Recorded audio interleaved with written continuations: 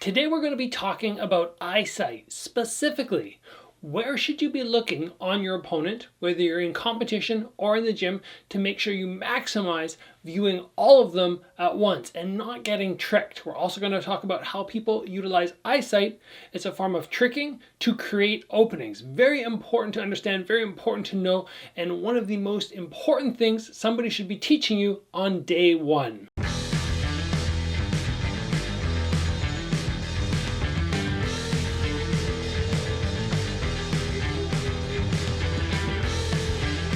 Where to look is something that for some reason in many gyms just gets ignored or it gets passed by, and people don't understand how important it is to make sure you're tracking the right area of the body. Now first, let's talk about what the different options might be, or what the most common mistakes I see very often are. Now, one that people love to do is they have their hands up and they look right into their opponent's eyes. Now we'll get into in a moment why that's no good, but we don't want to look right into our opponent's eyes. From there, I've seen people actually track movement. So if I'm standing here and I go something like, huh, they're going to look specifically at this hand. And the last mistake I see very, very often is people looking down sort of at the hip section. Looking down here, I suppose, thinking that they're going to be able to see everything evenly. None of those is the right answer. None of those is what you want to be doing. What you want to be doing, in my opinion, and what I've seen many other people, high-level guys, do as well, and I've talked to many high-level people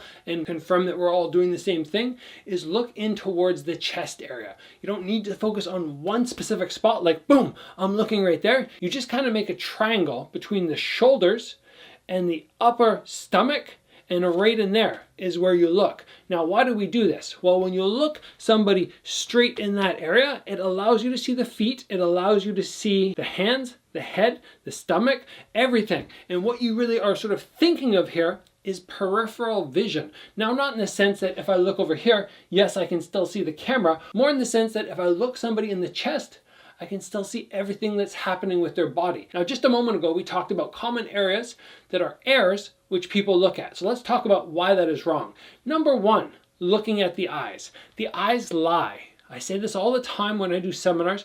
Don't trust the eyes. If somebody looks at my eyes and I see them tracking what my eyes are doing, I'll specifically look down and then punch high, or look high and then kick low.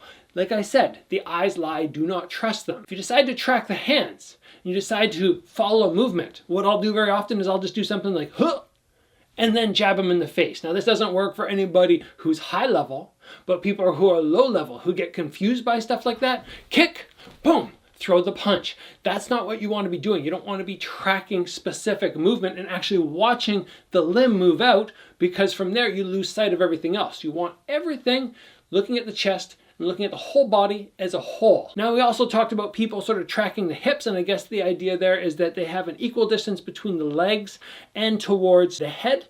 But when I try and do that, when I look down towards that area, I find the hands are a little bit harder to track, whereas if I come up slightly with my vision, it's much easier to see the hands, and then the legs as they come towards you. It's that much easier to see them. It's not that difficult. And we talked quickly about peripheral vision. And remember that sometimes you end up moving sideways. You might not be somebody who naturally wants to roll with shots, but you will see high-level fighters do that. And at some point in your career, you might get hit.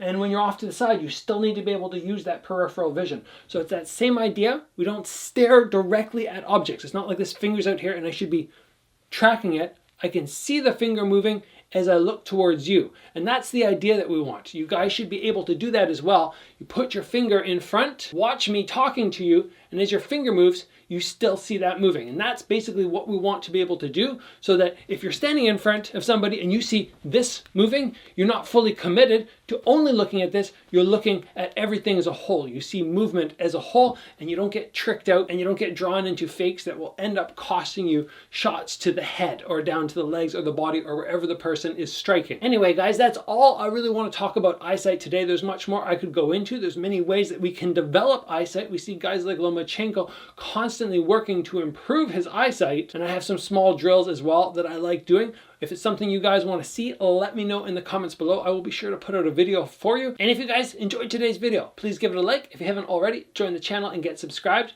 little bit of kata here for you just to mix it up. Train hard, and I'll see you back here soon for another video.